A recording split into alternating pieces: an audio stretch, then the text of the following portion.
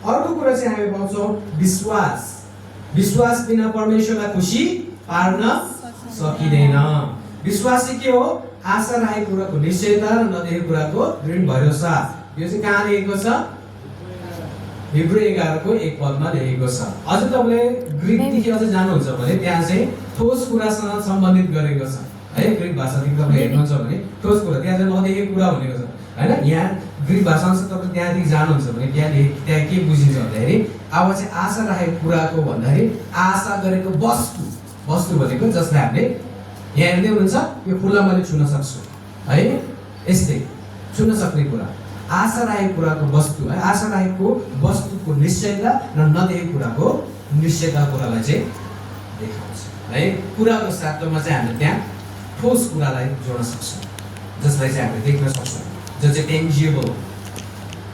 Sorry, त्यसपछि यहाँनिर हामीले पाउँछौँ प्रेम। प्रेमको कुरा चाहिँ परमेश्वरदेखि आउने प्रेम र मानिस बिचमा हामीले गरिने प्रेम।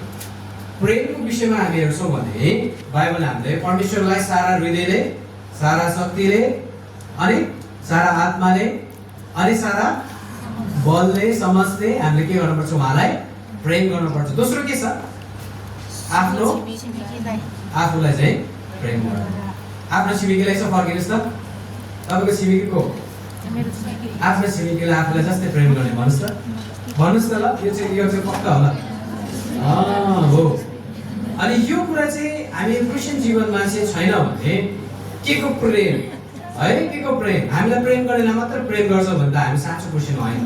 यसोले भन्नुभएको प्रेम चाहिँ कस्तो हो? आफ्नो शत्रुलाई पनि प्रेम गर्नु है।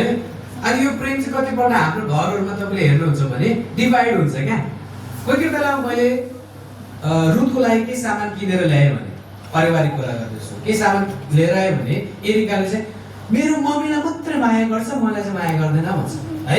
मलाई मात्रै प्रेम गर्दैन, मेरो मम्मीलाई मात्रै माया गर्नुहुन्छ, मेरो मम्मीलाई मात्रै प्रेम गर्नुहुन्छ। अनि जस्तै फेरि कुनै सामान एरिकालाई केही सामानहरू किनेर ल्याएर आयो भने रुथले फेरि त्यसपछि गर्न थाल्छ, आँखा यस्तो गरेर उसलाई मात्रै है, छोरीलाई मात्रै माया गर्ने, उसलाई मात्रै किनिदिने होइन। त्यस्तो कुराहरू हुन्छ। यी हिजोकै कुरा हो, त्यो टाढो धेरै अगाडि कुरा नै होइन, हिजोकै कुरा हो। मैले यस्तो विचार गर्दै थिएँ है। प्रेमको कुराहरू चाहिँ घरमा चाहिँ बाँडिन्छ, तर परमेश्वरको प्रेम चाहिँ यो निस्वार्थ हुन्छ, यो बगिराख्नुपर्छ। परमेश्वरदेखि आएको कुरा हामीले आफ्नो छेउछिमेकीहरूमा पनि बाँडिनुपर्छ भन्ने कुरा चाहिँ हामी यहाँ पाउँछौँ। र दोस्रो कुरा चाहिँ स्थिरता। जो कोही परमेश्वरमा छ, ख्रिस्टमा छ भने स्थिर रहन सक्छ है, दुःख कष्ट अप्ठ्यारो परिस्थितिहरूमा पनि। नम्रता। नम्रताको विषयमा हामी हेर्छौँ भने यसोले भन्यो धन्य नम्र हुनेहरू, तिनीहरूले पृथ्वीमाथि के गर्नेछ? अधिकार गर्नेछ। तपाईँ नम्र हुनुहुन्छ भने तपाईँले पृथ्वीमा अधिकार गर्न सक्नुहुन्छ। अनि यो चाहिँ तपाईँले संसारमै गएर हेर्नुहुन्छ, संसारिक मान्छेहरूको बिचमा पनि तपाईँले त्यो भेट्नुहुन्छ। गर्ने मान्छेहरूले कमै कुराहरू चाहिँ उसले हात पारेको हुन्छ।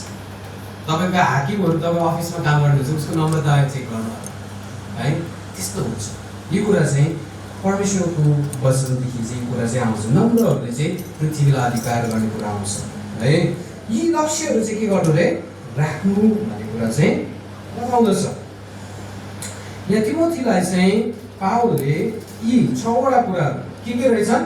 धार्मिकता, भक्ति, विश्वास, प्रेम